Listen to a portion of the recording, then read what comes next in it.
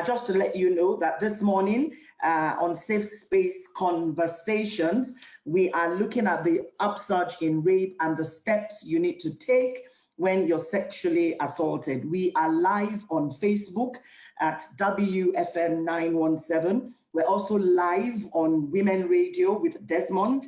If you're in Lagos or Ogun State, it is 91.7 and www.wfm917.com from anywhere in the world. So I need to say that we have removed about 10 people from this conversation. It's important that you mute yourself.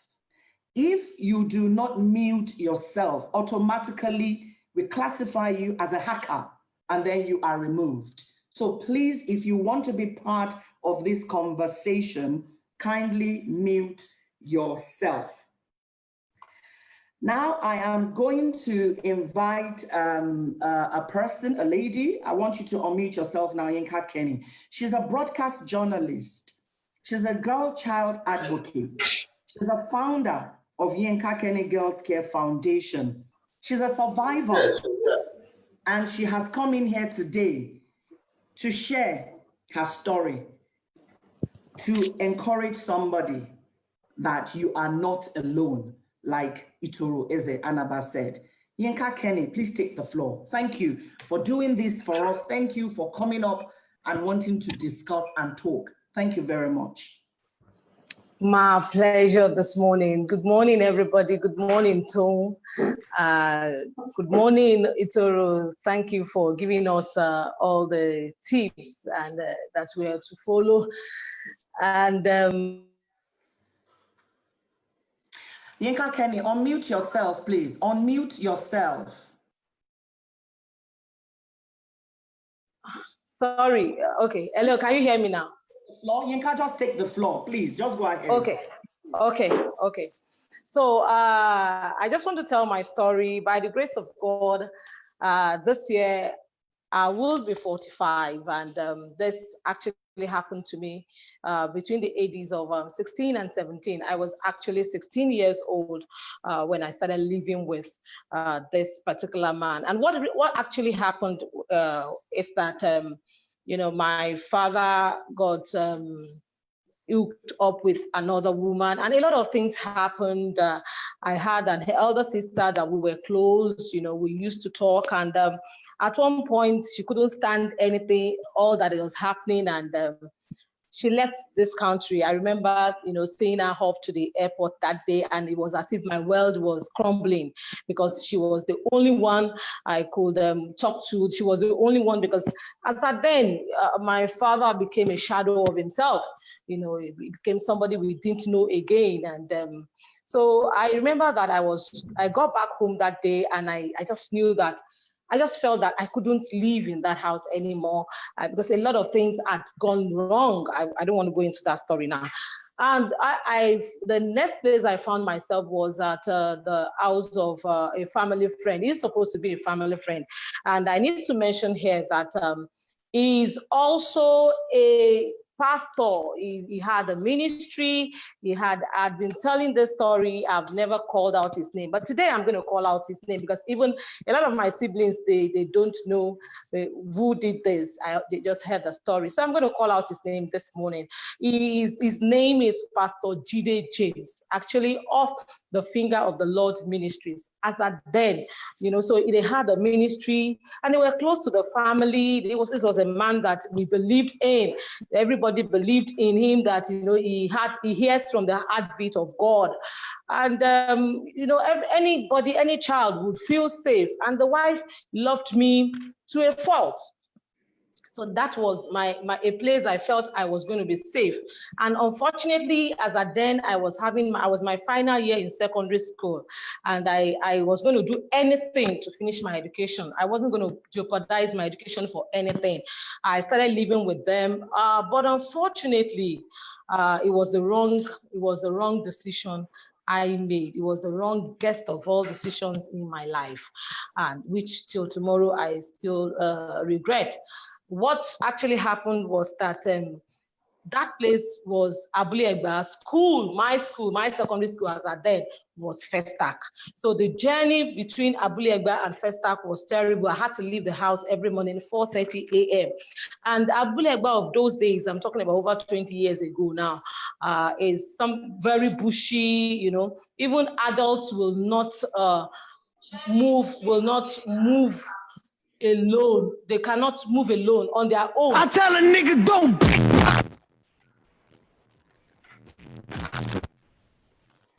Yinka, please don't let anything, just continue what you're doing. The back-end admin team are dealing with it. Thank you. Oh, okay. So let me just cut the long story short. Anytime, so daddy had to take me to school, take me to the bus stop every morning, and we had to pass through a narrow path, a bush path every morning. So when mommy would say, daddy, thank you, take my daughter to the school, blah and blah. When daddy got to the path, you know, where there was nobody, daddy will begin, because my uniform was a top with a skirt. He would, you know, instruct me to remove my top, and he would start doing all the touching and everything. He would raise up my skirts and start doing the fingering. And what will I be doing? All I was doing, as naive as I was, I did not even know what that meant.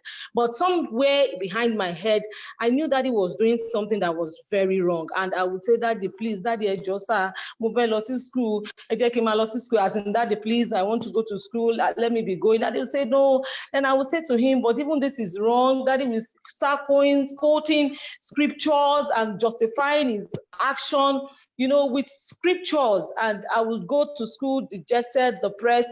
You know, I used to be a very, very, you know, academical, intelligent student. In fact, I was one of the top students in my school, you know, all through the years. But my final year came, you know, with a lot of depression, a lot of me being down, and my teachers were wondering what was happening to me, that even in my best of all subjects, my grades came down. Even my closest friend, she did not understand what was wrong with me. I couldn't read and all that. But that went on every day on a daily basis. When daddy was taking me to school, as at that time, he would harass me, assault me, and do all sorts. Then mommy would go for ministerial journeys. You know, she would leave the house at times. Those are the times daddy would have a field time. Daddy would come into the room where I stayed with the children. He would tell me to come into his own room. He would come, he would undress me. Daddy will bring out his pennies and instruct me to start, you know, sucking his pennies and all that. I would cry. And as young as I was, you know, he would lay me on the bed and try to come into me, you know, the pain and everything. At that time, I would cry and beg daddy to please not do this. Daddy, please, it's paining me, I'm in pain. And every time I will have droplets of blood. You know, I didn't even know that it was a process of disvirgining me. I was so naive, I didn't know anything. But I couldn't tell mommy. Mommy loved me and loved her husband. To the face of the world, they were the best of all couples. So nobody would believe me, because this was a man that speaks the art of God. So I just kept it to myself. And I suffered it until I had to write my WAEC. I managed to write my WAEC. And the day I finished writing my WAEC, I told mommy, I said, mommy, I was going. Mommy pleaded, cried. She said, my mom lived in a very small one-room apartment with my siblings. How would I cope? She wanted to send me to the university and all that. I said I was going to cope. And daddy followed mommy to take me to my house. And mommy was pleading with me. Daddy was also there. Mommy was telling daddy, Eba mi bear. Daddy too was begging. I was just looking and crying. I couldn't tell anybody. That was even, you know, nothing more compared to what I faced some few months later. You know, the thought of it followed me all through. Anywhere I went to, I was in my shell. I would not talk. I would just be myself. I wouldn't say to anybody. And along the line, I know that I just needed somebody to love me. I just needed love. I was looking for love. Unfortunately, I met the wrong love. When he saw me, I didn't even know that I'd been this virgin. It was as bad as that. I was as naive as that. And I kept telling him that I'm a virgin. I'm a virgin. He would say, a virgin. So, there was a time he got to have sex with me, and unfortunately I got pregnant, and he denied it. I was faced to go and do an abortion because I wanted to die if I wasn't going to do that abortion. I did that abortion, but that was the worst part of my life because the doctor that did it, I didn't have money to do the abortion. He gave me one chance to do it. He said he was going to go to bed with me before doing it. And that was the worst day of my life. The doctor that was going to do the D&C for me, he had a carnal knowledge of me before. And immediately after, he cleaned me up and he did it again. I tell you, those moments were the worst moments. I think I can stop there. Yinkakenny, thank you very much. You are strong. You are respected. We respect you. You are a very bold woman to come out and share this story. You're sharing this story. I can see a few people shedding tears. You're sharing this story because you want us to know that rape is real, sexual assault is real. And you called out the name of the pastor James and the doctor who was supposed to give you your safe space. Your story is very real. It is very touching. But most importantly, Women Radio is very grateful that you are bold enough to say this. Now, Itoro Eze Anaba is here. As I said, she's told us the steps we need to take. If Yinka knew the steps to take when this happened to her some 30-something years ago, Pastor Jide James and the doctor would have been, they would not be walking free on the streets of wherever they are. Once again, thank you very much. We applaud you for doing that. This is Safe Space Conversations. We need to explain to you that we need you to rename yourself and let us have a real name on your screen. Aussie boys, please remove AK. We are asking people to rename yourself. If you do not rename yourself for us to see that, I tell a nigga don't. Just to remove. We will not be deterred, because it just tells us that the world is sick, like Mojima Kojola would always say. The world is sick and we need healing. And we will continue to talk. Hackers will not keep us silent. Perpetrators will not keep us silent. Even in the midst of the noise, we will continue to talk. And again, this is Safe Space Conversations. We're live on radio and on Facebook. Now, this is the time for us to start taking questions. Ito will be ready to take as many questions if you can, if you want to, if you can. If you want to ask a question, please raise your hand. Please, let's keep it very short and straight to the point. And if you want to send us a message, feel free to send us a message. If there's anybody that wants to ask questions, please feel free and ask your questions. Yinka, a lot of people are telling you that you're very brave for sharing your story. And yes, you are brave for sharing your story. Okay. I can't see anybody putting their hands up. I mean, Titi did mention. There's a hand on. There's a hand on. Lakme wants to talk. Lakme Ojiri, unmute yourself, please. And please take your time. Thank you.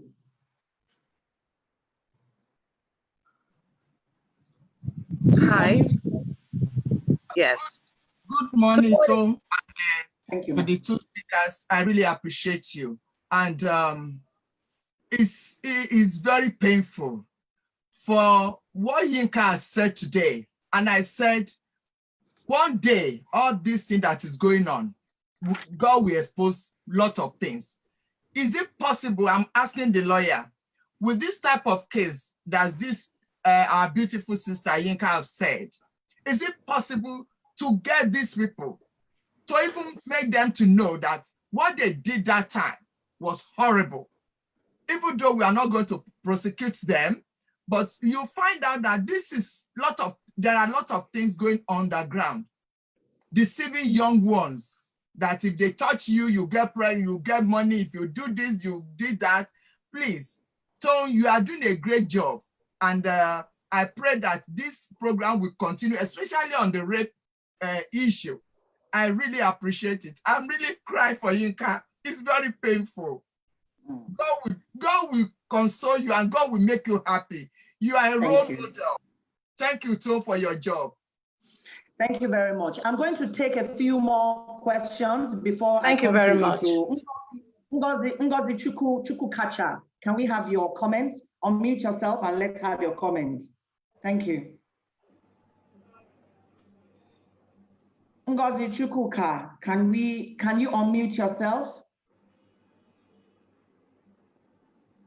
Okay, I am unmuted. I'm sorry. I thought I was unmuted before. Good morning, everybody. I'm very delighted to be here. I just want to say, for the woman that just spoke, that's really wonderful and that's really brave. But I really want to ask her a question. Hello, can you hear me? Can everybody hear me? We can hear you. Ngozi, just go ahead. We can hear you, yes. Please. I want to ask a question. Was there any time she could tell her mother? Couldn't she talk to her mother? Did she have an older sister that she could confide in?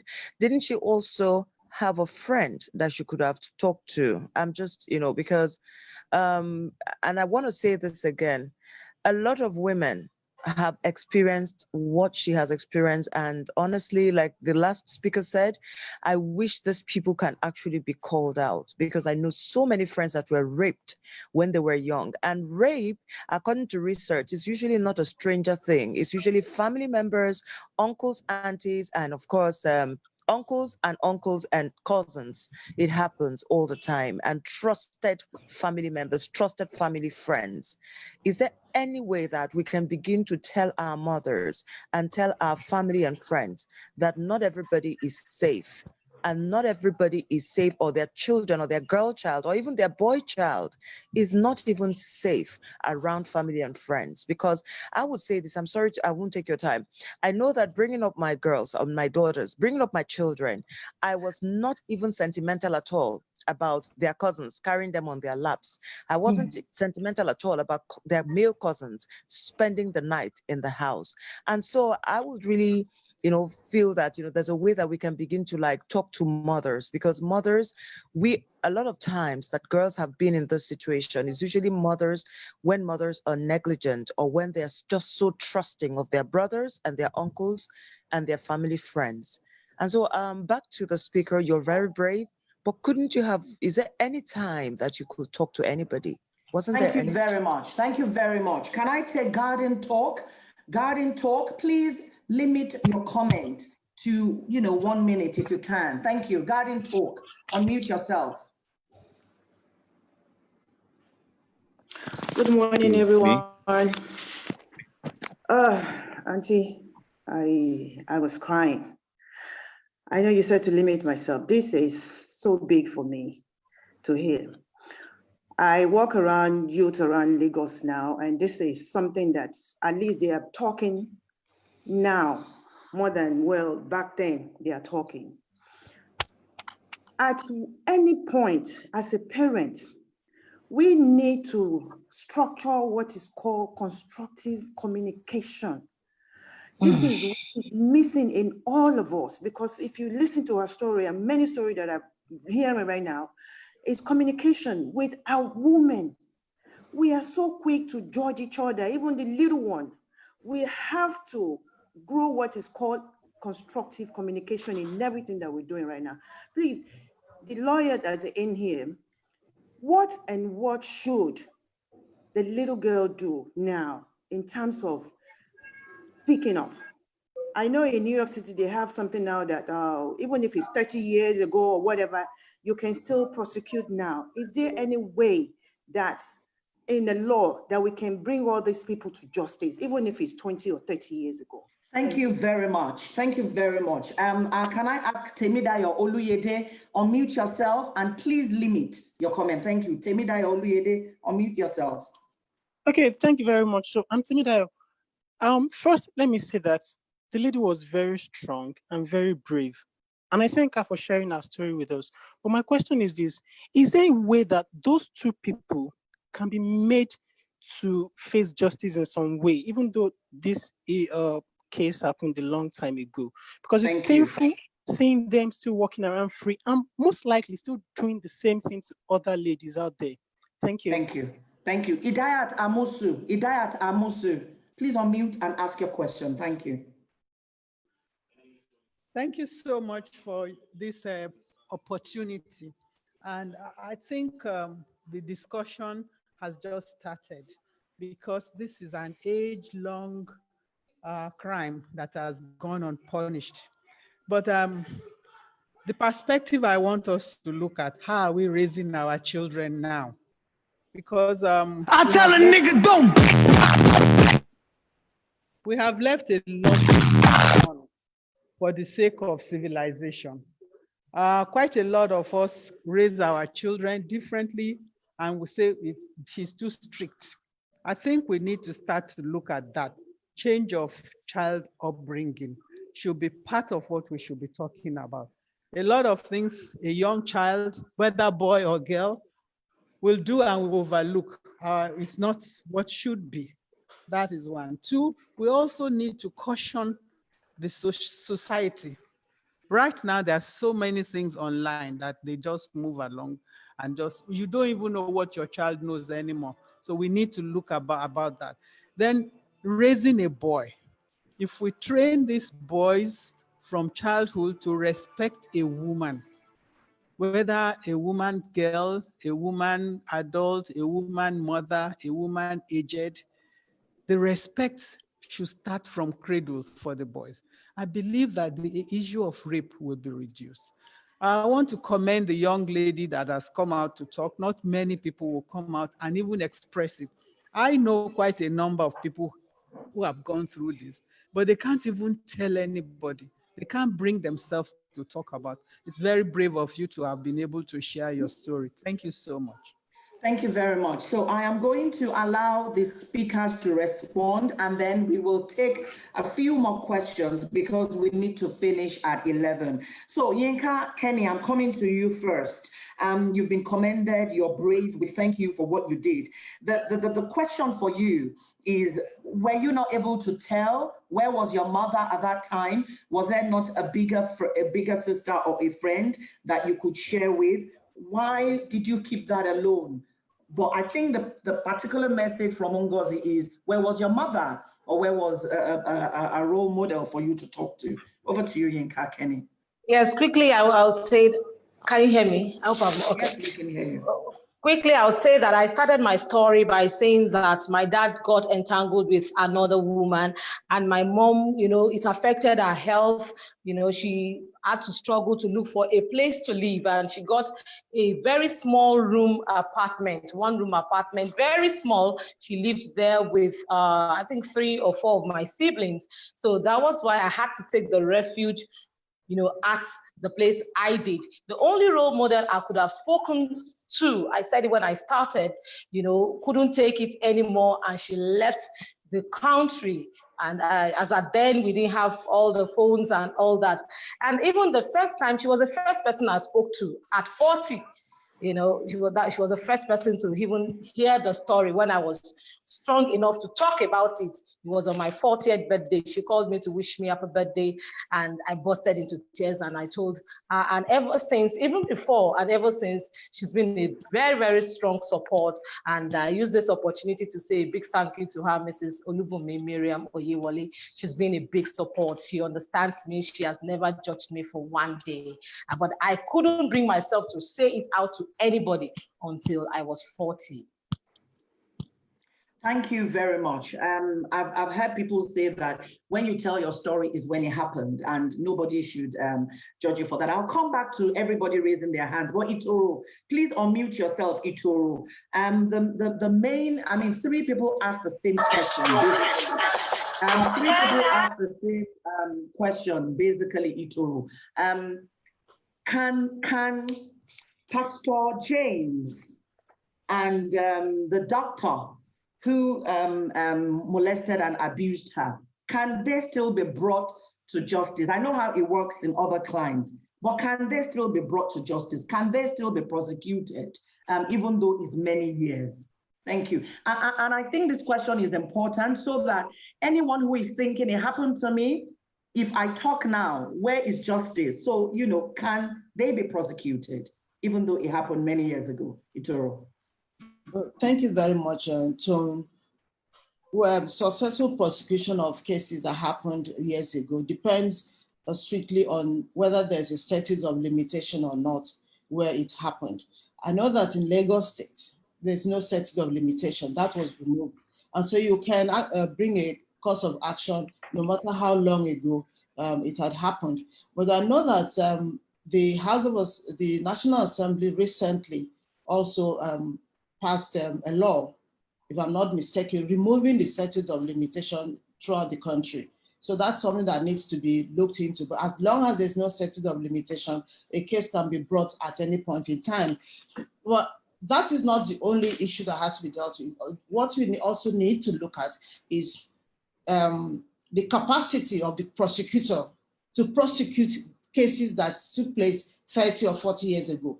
How skillful, how equipped is a prosecutor to look at the law and be able to prosecute cases that happened 30 years ago. So that's a major issue that needs to be dealt with. As long as there's no statute of limitation, there's nothing that stops a case that's happened 30 years ago. But I also want to say briefly about, not talking to your mother. Was your mother not around? Did you get someone to speak to? In many cases, the mothers know. And they just want the marriage to go on. If you permit me, I'll just tell a brief story of what happened to a young girl, 18 years old, who was raped by her father. And she left home. When she left home, her father started raping her two younger siblings. Now the three of them went to see their grandma in the village. And they reported their father to their grandma. And the grandma said to her son, who was their father, she told him, as long as you don't get them pregnant. So they both got back home and the father continued. So what the eldest daughter did was to negotiate with her father and tell her father, stop raping my younger ones. You can do whatever you want with me. And all this happened when she was still a teenager. So some of the time the mothers know. We have a case of a mother that said, he's paying your school fees. Just continue until you're done with your school, then you can put a stop. If he doesn't pay your school fees, how will you continue, in school? So most of the time we have those cases where the mothers know, but they want to keep their marriages. One more story. A house help reported that the guy in the house was raping her. The wife said no, it couldn't have happened. So months down the line, she had to bring her 3 children to the center. What happened? Her children became very sexual. The last one wanted to go down on her. And she was shocked. She couldn't imagine where he'd learned it. So she called the 3 children and asked what had happened. The 3 children said it was the house help that she had sent away that taught them all what they were doing. She came back to the center, and when we heard the story, we had to connect it to the house help that she had sent away because she did not believe that her husband could do that. So some of the time, the mothers know, the wives know, but they want to keep their marriage. And so what they do is they send the child to a relative, they send to the village, they just send it because they want to keep their marriage. So there are times that there's nobody to talk to, but there are also times there are people you speak with. And when you speak with people that don't understand, that are not willing to face it, that are in denial, especially mothers, it couldn't have happened. That pastor is a man of God. It could not have happened. You're covered by the blood of Jesus, and they make all kinds of excuses while their abuse is ongoing. Thank you. Thank you very much, Itoro. I'm going to just ask you a direct question. Please still keep yourself unmuted. Can these men and other men who sexually abused or raped many years ago, can they still be brought to justice, even though there may not be a physical evidence? Can they still be brought to justice? Yes. Thank you. Thank you very much. Thank you very much. I'm going to call on Jonathan. Please, I'm going to call about 4 other people to talk. Let's limit our comments to 1 minute because we need to wrap up at 11. Jonathan, please. Unmute yourself. Thank you very much for hosting this, and thank you for everyone who has spoken. I just have a question. You know, to Itoro, to Yinka, what support can we give to women who come forward to talk about these things? And we've seen the backlash on some people, you know, from women, from men. How can we best support people in that position? So for me, that's my main question. The second one, sorry, was how can we ensure prosecutors are trained? What do we need to do who are in this space to ensure that the right prosecutors are trained or get the right skills to be able to bring about justice, no matter how many years later on? Thank you. Thank you very much. Nimota Muili. Yes, Ma. Thank you very much for the opportunity. My quick question, I don't want to comment on the same thing everybody has said. How do we guarantee the security of the victim, especially in our case, for instance? I know she'll have built a lot of support system around herself, but some that you want to encourage that you need to say this out. How do we guarantee the security? Because sometimes these perpetrators can go violent and, you know, they might want to attack the victim. That's one. Then 2, sometimes cases like this affect family ties. Like, oh, how will I tell my dad? How will I say it's my husband that does it? How do you ensure that, okay, eventually you're able to protect the family ties? Because sometimes the mother will now leave the child alone if it is something between the father and if it's something the father did, or maybe the uncle or cousin. Then the last one, okay, I think it has been about the stigmatization in the society, which is, I mean, is an obvious thing. How do people in this category cope with all this? Thank you again once. Thank you very much. I'm going to call Olaogun now. I think you raised your hand, and then I will go to Sherifa, Yusuf, Ajibade, and Hope. Olaogun, did you raise your hand, sir? No, okay. Let me go to Sherifa, Yusuf, Ajibade. Sherifa, Yusuf, Ajibade. Thank you. Good morning. I'm glad that we have this opportunity. I want to call on mothers. I want to call on mothers to make sure that you are tied to your children, your girl children, your boy children. Because at this point when the evil is ravaging, going on holidays, we used to enjoy such things with our aunties and uncles decades ago. But now it is getting bad, and we should, wherever you are, let your children be. And with eagle's eye, watch over them. Because once the deed is done, yes, we try to get treatment, but then getting treatment and then getting back, this scar is not always like what the normal body. Please, mothers everywhere in the world, we should watch over our girl children, boy children as much as possible, especially their growing age, their adolescents, such that they can, before they can take decisions and they know that this is what I actually want to do. Thank you. Please, thank you. Thank you, Sherifa. Hope Onwakwesi, please. 1 minute. I'll be the last person we're taking. Thank you. Okay. Good morning, everybody. Yinka, I was overtaken by fear. I know you, I didn't know this part. But the truth, and Tom, I also appreciate what you're doing. But the reality is, because this last speaker said it, she said, subsequent one, Tom is not a subsequent, I mean, Yinka is not, as Yinka said, on her 40th birthday, which means it dates back. These things have been happening. The only good thing that is happening now is that people are speaking. So my question or my suggestion is to the women radio is doing also well. How do you people now get into states? I don't know how you're going to do it if it's the women radio partnership, so that radio stations, state-owned radio stations must start putting this inside the radio program so that it can be an education and information that will go wide to give women and girls voice to start speaking, to deter others not to continue. It has been happening. It's just that it's coming into limelight. Thank you so much. Awesome program. God bless you. All right, thank you very much. I need to call on Tola Muse or Muse. I'm sorry if I got it wrong. Tola Muse. Tola, please unmute yourself. Ibukumuse. Ibukumuse, please unmute yourself. Okay. Chiamaka Okafo, let's have you. Okay, good morning, everyone. Nice session and resilience as well.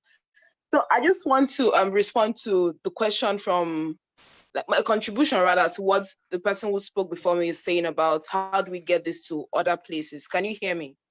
Yes, we can hear you. Please, you have 30 more seconds.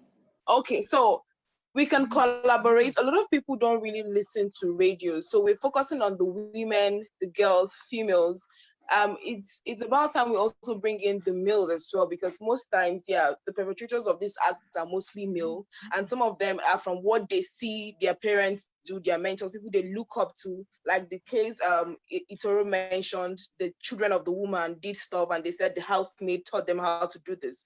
So education is important. We need to fill in that gap, that it's not everything you see. You as a child, you take hook, line, and sinker, because children don't also know what to take in and what not to take in. So outside the using the media, radio, television, and all of them, we also need to do this door-to-door or house-to-house physical campaigns, speaking to people, educating them, speaking the language they understand best. Of course, we will speak English and other languages on the radio. People cannot read it because they feel it's elite to listen to radio and all of them. But when you're having physical gathering, focus group discussions with people, they tend to understand better. So for me, this would be my suggestion. Thank you very much. And that's all. Is Ibukumuse still here so we can take you? Ibukumuse? Yes, good morning. Tom, thank you very much. I want us to consider the role of the school in all this we're talking about, the role that the school play or the school should play in all that we're talking about. Because these children, they have a very wild experience here and there, but school can help to stem down majority of these occurrences. So school should come in view in order to beat down the hands of these perpetrators. Thank you. Thank you very much. Thank you all. And that is all we're going to take with all our questions. I'm going to quickly go to our speakers again. Yinka, I'm going to come to you first before I go, even though the questions are for Ituru. Now, what support do we give women? You have come up. What support did you get? Did you get any support? How can we ensure that prosecutors are also trained? And what about victim security? Itoro is going to answer the same questions, but I just wanted to hear from you because you're the survivor sharing your story here today. Thank you. Okay, in my own case, I wouldn't say that initially I got so much support. I dealt with it all myself. You know, the world was not as enlightened as it is now. So it's something I did for myself. I worked on my psyche. I was determined to make something out of myself. I was determined not to be a failure. I worked so much on myself. But what support I give to people now, and I feel that a lot of us can give to people, is that we should not judge them. That's the first thing. When somebody comes up to you and tells you is our story, do not judge. What were you doing there? Why were you dressed there? Okay, you were actually dating the person. You were, all sort of things. Do not judge the person. Try to understand the person. Let the person feel that you can feel our pain, because that was what my sister did for me. Even at 40, she took my pains. She felt my pains, and she bore my pains with me. So let somebody know. Let the person know that we are in this together. You are not alone. That's the greatest support you can give to the person. And the person ourselves should work on ourselves, begin to do things that will interest her, work on our psyche, place a lot of value on ourselves, and learn to forgive ourselves and forgive the people around her. Because I could have said, okay, today me and my father, we are pals, we are best of friends. He's my greatest fan. If I didn't learn to forgive him, I will keep putting the blames on him. He's done a lot of good things things, afterwards for me. If I didn't learn to forgive him, I would not, have the relationship I have with him. We should learn to, just be free to yourself. Help yourself. You need to help yourself if you are gone through this first. And the world around, please feel their pain. Be there for them. And thank God you can report now. You can do everything. For me, I looked for Pastor Jide James all over. I looked for him all over the social media. I looked for him because I was ready to call him out. Till today, I cannot, get him.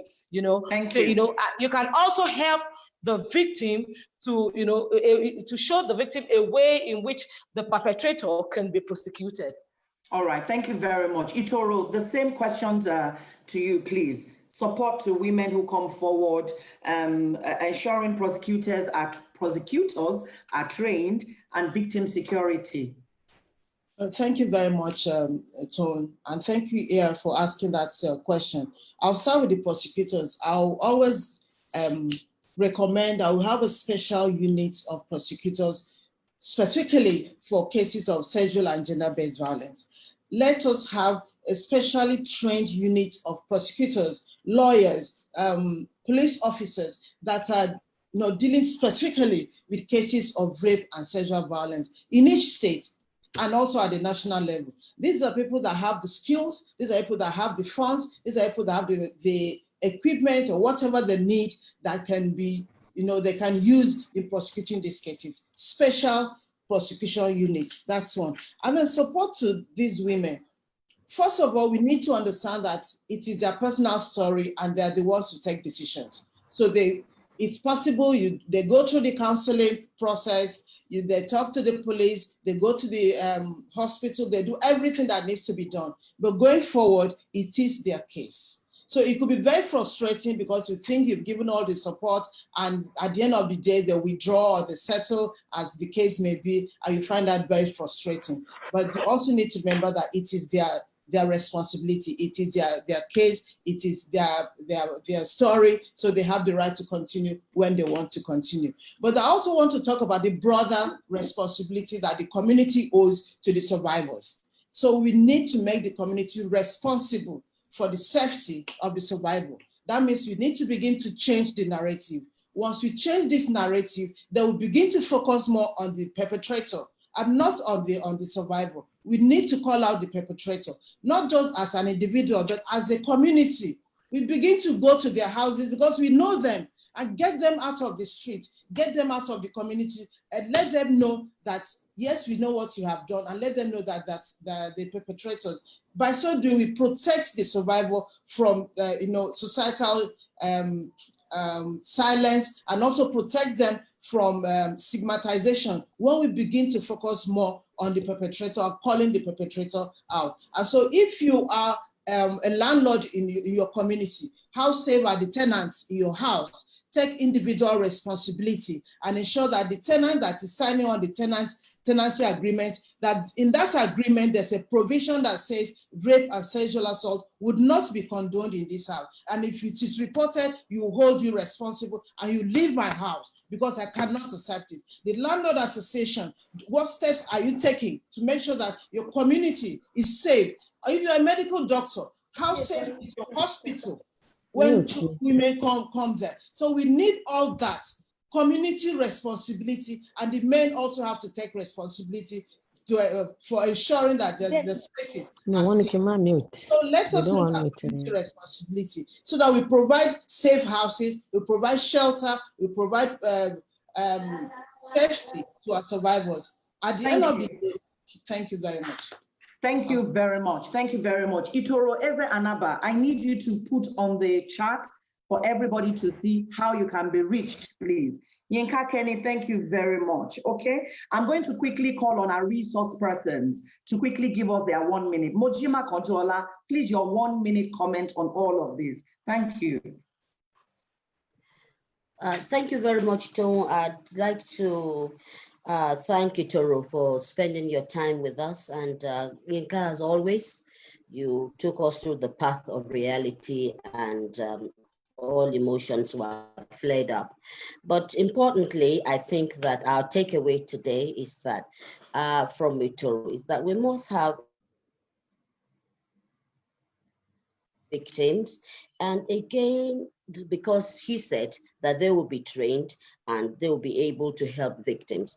But I think what is important is for us as women and as mothers to be friendly with our girls and our children. We have neglected parenting to house helps.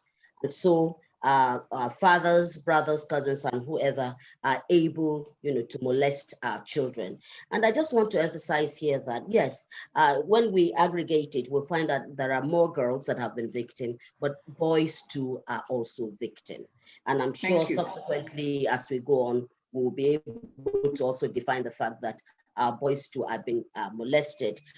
Having said that, I want to thank all of you for being part of this. Thank you very much sure for your that this 1 minute. conversation will continue. Thank you very much for your 1 minute. Use our Titi, I'm going to platforms call on to you.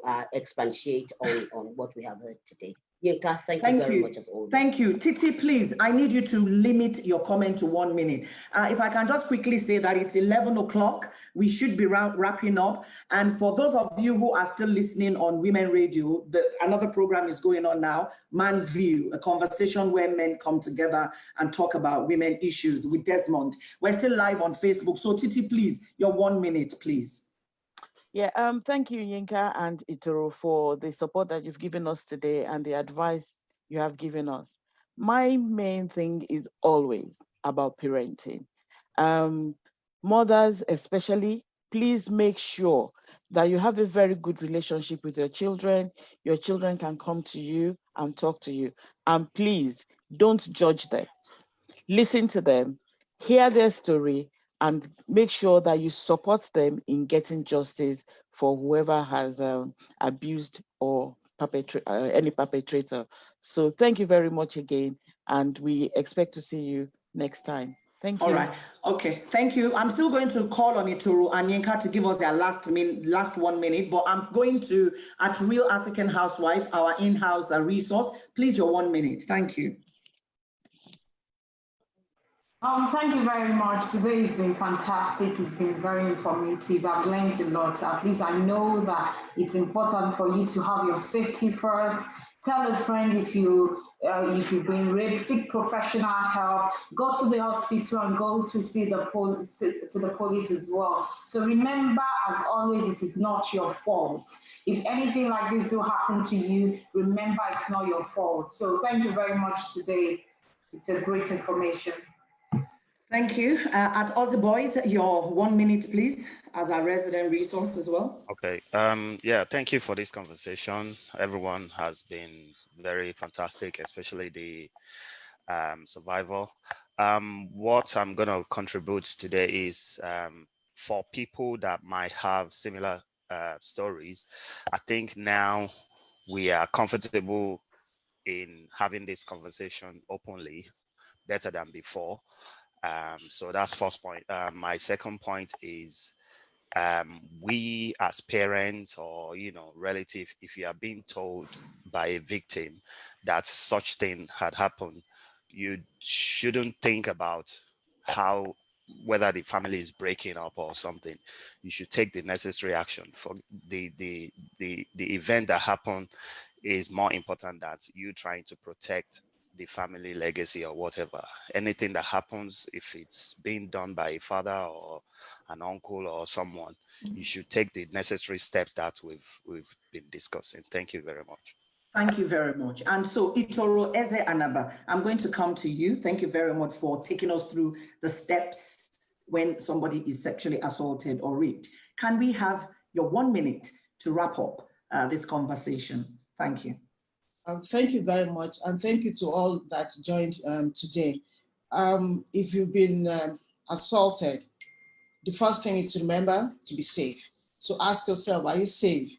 You tell a trusted friend and you seek professional help. Go to a medical facility, seek psychosocial support, and determine on your own if you're going to go through the legal process and getting the police involved. At the end of it all, always remember that it is not your fault and you are not alone. Thank you, Itoro Eze Anaba. I need you to still share. I know you've just shared your email and maybe the website on for everybody. Yinkakenny, we want to have your 1 minute. But I've been told that it's 11 o'clock, past 11, you can do more than your 1 minute because you have given a lot of encouragement and strength to a lot of people. Yinkakenny, over to you. Yes, thank you very much, Tone. Thank you for this opportunity, and I appreciate everybody. Thank you, everybody, for the encouraging words. I want to say that first off, that I know that anyone that has gone through this, it could be demeaning, and there's something that goes on inside of you. You quarrel with yourself, you fight yourself, you accuse yourself, you challenge yourself. At every point in time, you want to cross one hurdle in life. You have a flashback, and you feel that, oh, probably it was because of what happened to you. That is why this is happening to you. No, I want to tell anyone that has gone through this out there that you should place value on yourself. Love yourself. First off, love yourself. Place a big value on yourself. Do the things you really love to do, and make sure you talk to somebody. And when you're talking to somebody, look for the right person to talk to, because it goes a long way. And to every parent out there, people want to wonder, I cope with my daughter. Unfortunately, I'm paranoid about my daughter. And I tell you, let your daughter be your friend. I always say it's my daughter, my friend. Yes, myself and my daughter will quarrel, and we are still good friends. And listen to your daughter. If you don't want to hear those nonsense your daughter has got to say, you won't get to know the real sense when she wants to talk about the real sense. Please open up, be yourself, and forgive yourself, and forgive others also. And I tell you, if you need to talk to a professional, you need to see a psychologist. Please do, because it will also help you. And I tell you, the most important, at times, if you need to cry, cry. Yinkakenny, thank you very much. Thanks a lot. The call for action, I understand everybody has already mentioned the call for action here. Make sure you are safe, do not judge, community responsibility. Mothers, it's important that you get the support of your children, create an enabling environment for children to be able to talk to you. The role of school is very key. Street to street physical sensitization, somebody mentioned, raising boys to respect, and especially trained unit of prosecutors are important. I am just quickly going to call on Mujima Controller to give us a vote of thanks. Mujima Controller.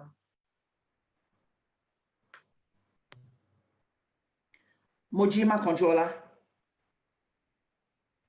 Okay. All right. All right. So on behalf of hello. On behalf of Safe Space, the technology was given a bit of problem, but thank God we're back. I want to thank all of us, for a very vibrant and robust discussion that we've had today. Yinka, you have been a roadmap to bravery, to courage, to encouragement. My prayer and our prayer collectively is that God will continue to keep you safe, so that you can be the model that you actually have chosen to be.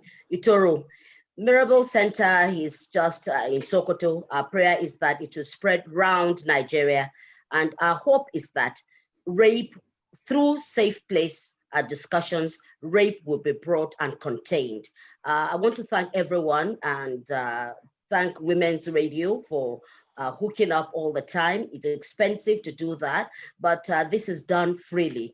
And I'd like the suggestion of one of contributors who said that we need to spread our tentacles. And I think this is what we will be doing at Safe Spaces, to ensure that we can link up with particularly some radio stations as their corporate responsibilities. We will take that on, I'm sure, at our own level, and so that we can expand the scope and have everybody work. But let me just say something, that all of us must hold each other's hands and be there for victims, be there also to ensure that perpetrators are brought to book.